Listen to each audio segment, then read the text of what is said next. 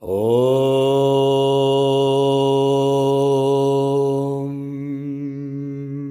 Kayena vacha manasyendrayirva Bhutyatmanava prakriti swabhava Karomi adyat sakalam paresma Narayanayeeti samarpayami Narayanayeeti samarpayami.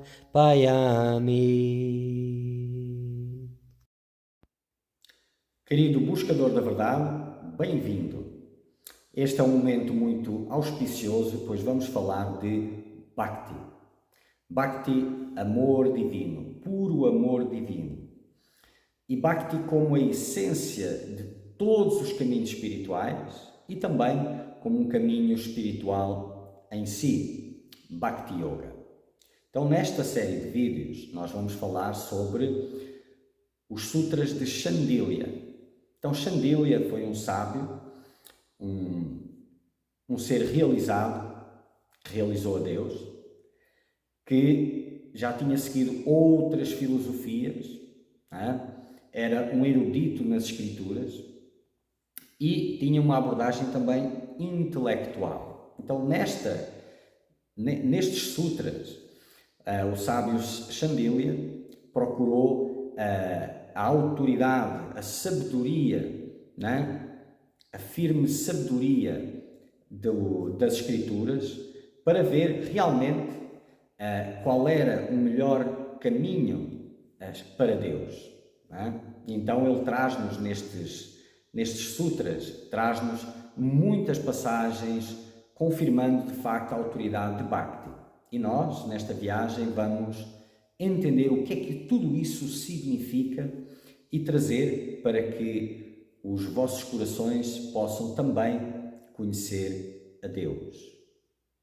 Que todos vocês possam se encher de amor divino e realizar a Deus nesta vida ainda.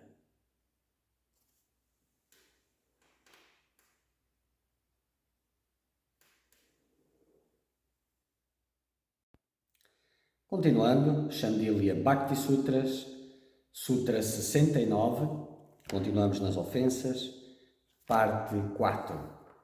Então, recomendar a prática do nome, a repetição do nome, a pessoas irreverentes e ímpias que não estejam preparadas para ouvir tais conselhos.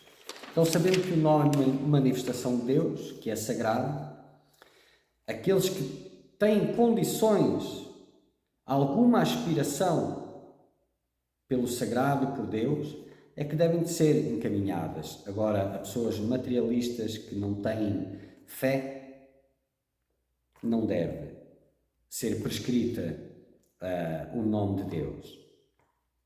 É uma ofensa ao santo nome ensinar aqueles que não têm fé a cantar o santo nome.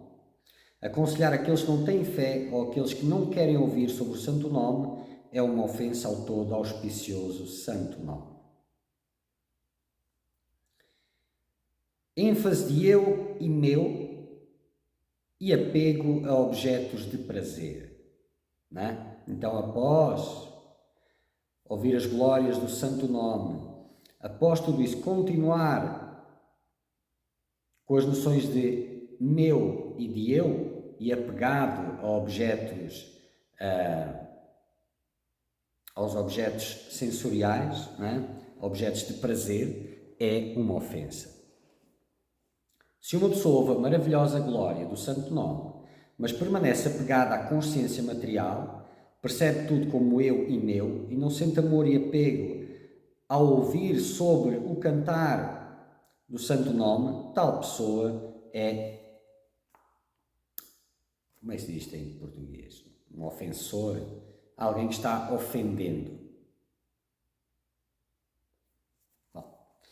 Não me veio a palavra, mas acho que deu para entender, Então, a manutenção da noção de eu e meu e o apego a objetos de prazer, após ter ouvido falar ter recebido o nome de Deus, ter ouvido falar sobre desapego, tudo isso é ofensivo. Injuriar um Deus ou uma escritura em particular. Então, injuriar uma manifestação divina, um dos nomes de Deus, seja lá em que cultura ele tenha se manifestado ou exista, ou a escritura de uma outra cultura, ou seja lá o que for, ou de diferentes escrituras das quais, diferentes daquela que consideras a mais próxima do teu coração, né? Portanto, injuriar algumas dessas formas de Deus e escrituras é uma ofensa.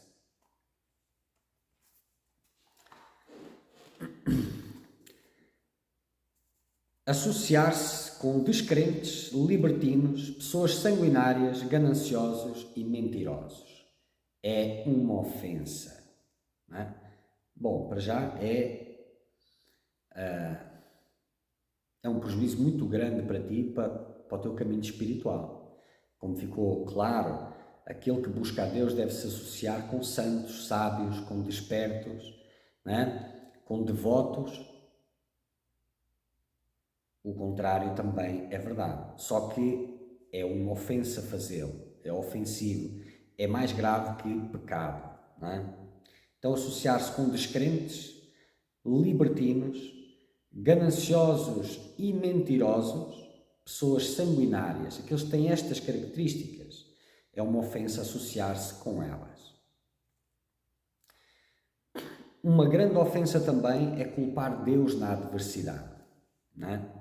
Então, culpar diretamente Deus, questionar a Deus, tudo isso é ofensivo.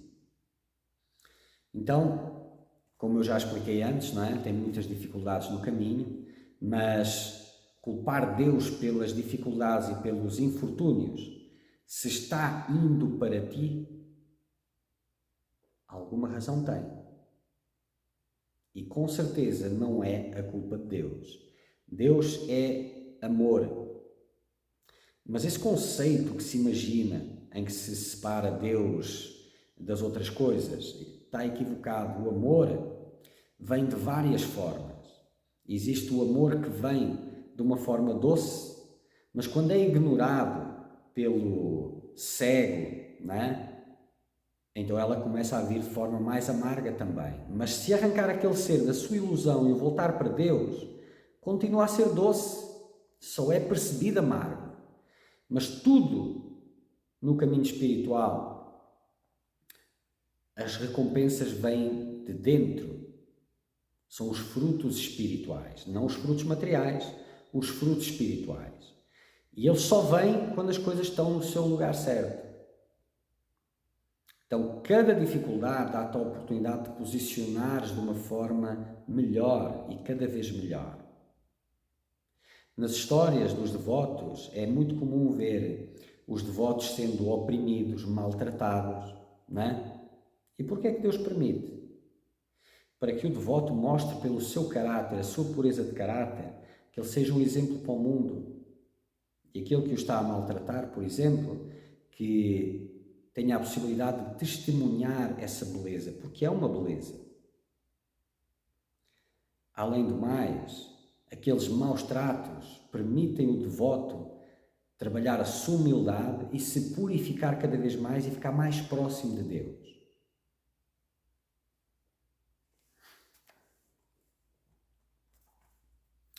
Praticar a virtude com motivação pecaminosa. Então, ser virtuoso, mas tendo motivações pecaminosas por trás. É ofensivo.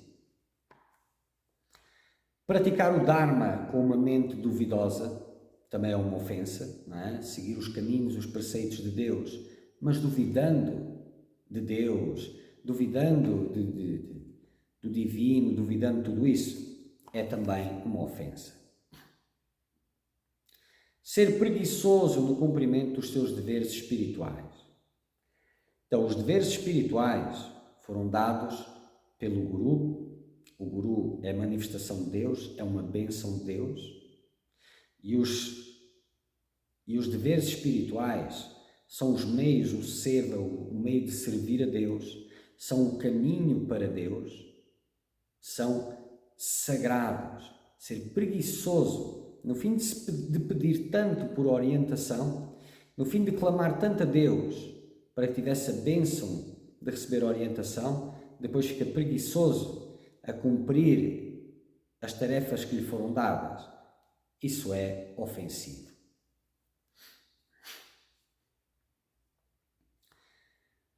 Considerar uma imagem de Deus como madeira, pedra, metal, papel ou argila. Considerá-la pelo material com que ela foi feita. Pois a imagem é uma representação de Deus, é Deus. E é ofensivo tratar como uma estátua feita de não sei o quê. Tratar praçada. Então, nós tivemos nos Namapáradas, estamos a entrar um pouco nos Seva-apáradas, que tem a ver com o servir a Deus, não é? São diferentes, não são tão graves quanto os Namapáradas, mas ainda assim são ofensas e também têm a sua forma de ser espiado, obviamente, não é? Mas talvez tenha alguma mistura aqui de Namapáradas com Seva-apáradas, me perdoem, é tudo, não é? São tudo ofensas. Então, tratar o praçado, né, como alimento comum. O praçado é o alimento oferecido a Deus, feito por Deus, né, como alimento comum. Isso é ofensivo. Sendo que o praçado, os restos que Deus deixou depois dele tomar, não é? A comida que é oferecida a Deus, ela depois está carregada com a presença de Deus e recebida da forma correta, como já foi mencionado antes, tem o poder de limpar os pecados do devoto. Então não deve ser comer praçada como se fosse qualquer outra coisa, é uma ofensa.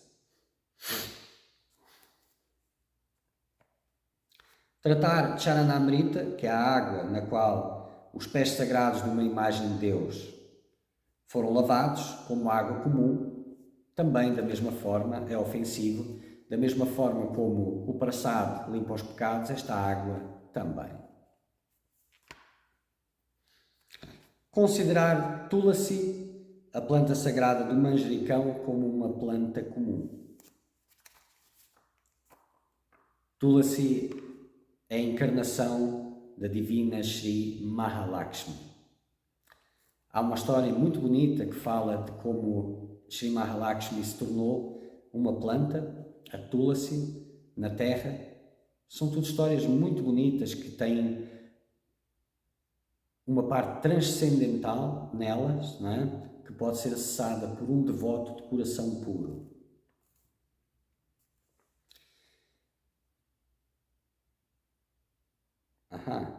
Aqui ficou em inglês. Tá. Considerar uma vaca como um animal comum, não é? Portanto, a vaca é considerada sagrada porque ela também é uma manifestação de Shri Mahalakshmi, chamada de Bhudevi, não é? A Mãe Terra. Então, é sagrada. Considerar o Bhagavad Gita ou Bhagavad Mahapurana como um livro comum, não é? São escrituras, são as histórias de Deus, a palavra de Deus, são sagrados. Já falei um pouco sobre como se deve tratar com profunda sacralidade, nunca menos do que isso. Considerar os esportes divinos como atividades mundanas. Então, das manifestações de Deus na Terra, as suas histórias, o que ele andou a fazer, tudo isso, não é? Considerar isso como atividades humanas é ofensivo. São fonte de bem-aventurança, são manifestações de Deus e, através da sacralidade, têm muito para dar ao devoto, mas especialmente a conexão com Deus e a realização de Deus. As atividades de Deus na forma humana estão além da compreensão. Seu significado só é revelado pelo próprio Senhor. É uma ofensa considerar as atividades do Senhor como atividades humanas. Comparar os esportes do Senhor com amor terreno. Há uma beleza incompreensível nestes esportes. Sem a revelação do Senhor, o que resta é a mente e as suas impurezas para interpretar os esportes do Senhor. Isto tem a ver aquilo que se sabe e o que se vê, não é? É para o mundo, e depois põe o aspecto que não se sabe e não se vê, que é entre Deus e o devoto. Mas tudo isto é fonte de néctar, tem uma beleza muito grande, mas as impurezas não deixam ver, infelizmente. Mas o santo nome limpa e purifica e traz a visão se ela for necessária. Considerar as gopis como outras esposas em relação ao Senhor também é ofensivo. Já falei das gopis, né? Exemplos do mais elevado tipo de devoto, de mais elevada pureza de devoção. Né? As gopis eram rishis encarnados, sábios, que pediram ao Senhor Rama, que foi uma outra encarnação de Deus, que veio antes de Krishna, né? que os aceitasse para estar perto dele. O Senhor Rama disse que os aceitaria em seu próximo avatar como Krishna, já que isso não era possível no avatar de Rama. O Senhor os trouxe como meninas durante o seu avatar como Krishna e permitiu que estivessem em associação muito próxima com ele em Rasa Lila.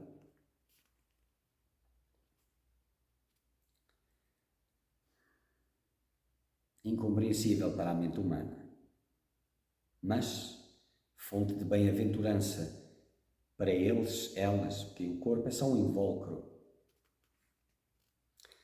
Considerar a dança rasa de Sri Krishna como um esporte amoroso. Não é? Muitas são as alegrias transcendentais nessa interação de Krishna e as gopis. Está além da compreensão da maioria, exceto para aqueles que foram abençoados por vivê-la na sua totalidade. Para a maioria, as alegrias dessas interações se limitam apenas aos esportes amorosos e transmitir esse significado é ignorância, mas também uma ofensa ao nome divino.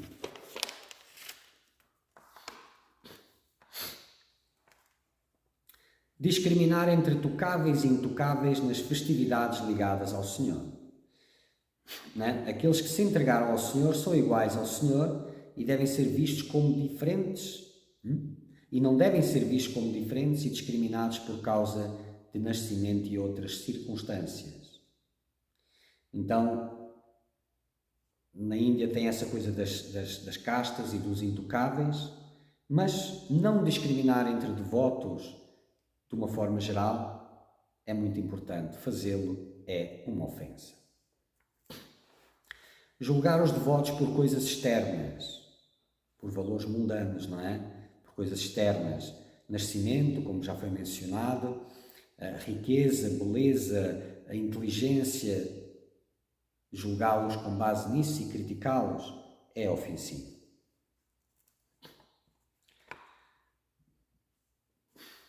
Comentar os méritos ou deméritos dos santos.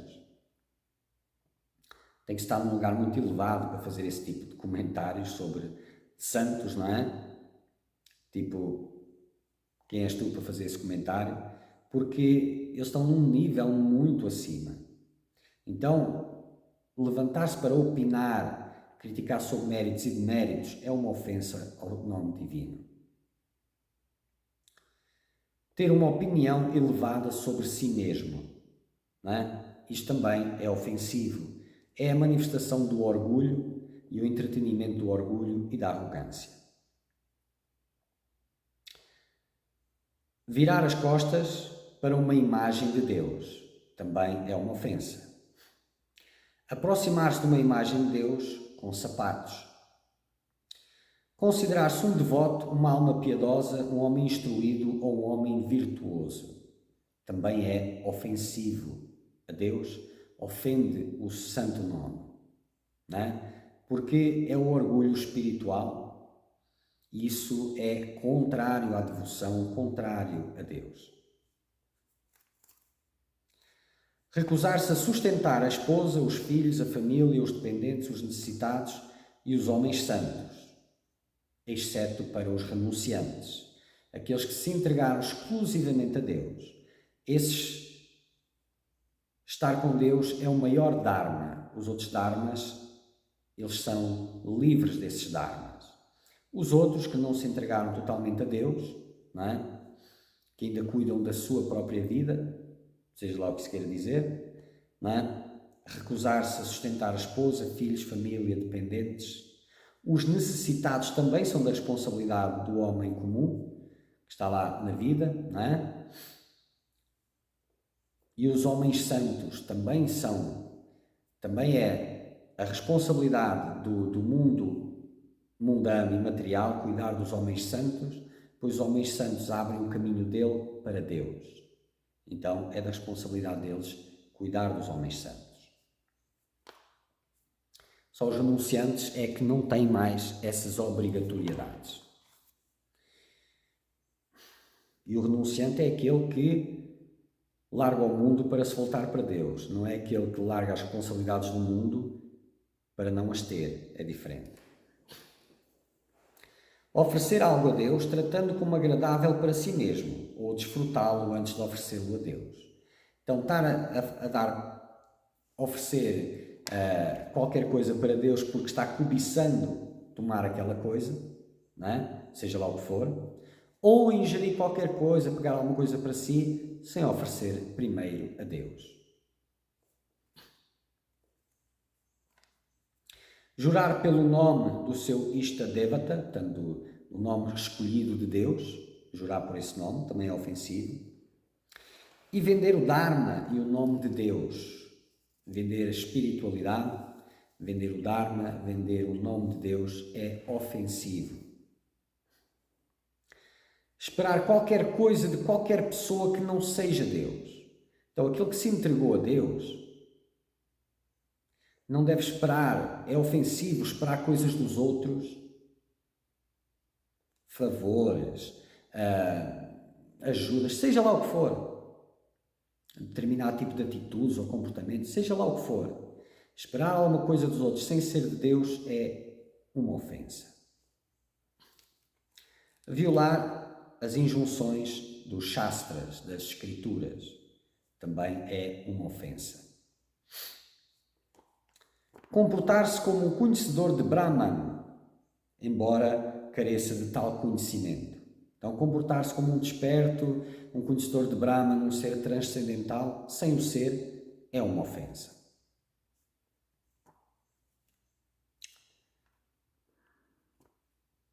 Discriminar entre os devotos pertencentes a diferentes linhas devocionais. Então, essa discriminação também é ofensiva.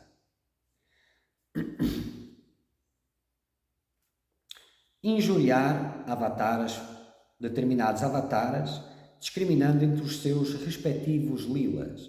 Portanto, cada descida divina tem a ver com determinadas circunstâncias e propósitos que só a Deus dizem respeito.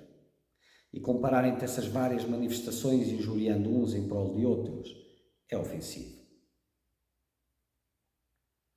Dar praçada ou charanamrita, portanto a água e a comida oferecida a Deus e a água de lavar os pés de uma imagem, não é? A qualquer um por ganância, com algum tipo de expectativa de algo em troca. Insultar uma foto, imagem ou nome de Deus. Bom, isso não é preciso explicar, não é? Oprimir, intimidar ou prejudicar alguém quando se é um devoto e se está sobre o santo nome. Renunciar à fé ao perderem uma controvérsia ou ao falhar em estabelecer uma proposição. Então, participar em discussões espirituais em si já é já não é legal, né? Já é ruim o suficiente. Mas se porventura numa dessas discussões perde a fé porque não conseguiu passar o seu ponto de vista, não convenceu, etc., perde a sua fé, isso aí já é ofensivo. Considerar o nascimento e as atividades dos vários avataras como lugar comum, como algo comum, não é? Como os acontecimentos de um outro ser qualquer, como uma história humana comum. Isso também é ofensivo. E considerar as formas de par da divindade, como Shri Radha, Shri Krishna, como distintas e separadas, porque eles são a mesma coisa. Como um discípulo excessivamente zeloso que acaba por agir contra a vontade do Guru. Não é? Então, um discípulo zeloso, por muito zeloso que ele possa ser, se ele contraria aquilo que o Guru falou para fazer, achando que está a fazer bem, que o Guru de alguma forma se equivocou, ou não sabe o que está a dizer, ou etc., isso é ofensivo. O Guru sabe muito bem o que faz e não necessariamente o discípulo vai compreender as ações do Guru, mas a orientação é para ser cumprida à risca, com reverência e prontidão. Muito bem, continuamos. Próximo. Tvameva mata cha pita tvameva bandhushka sakha tvameva vidya dravinam tvameva sarvam mama deva deva. Tvameva sarvam mama deva deva.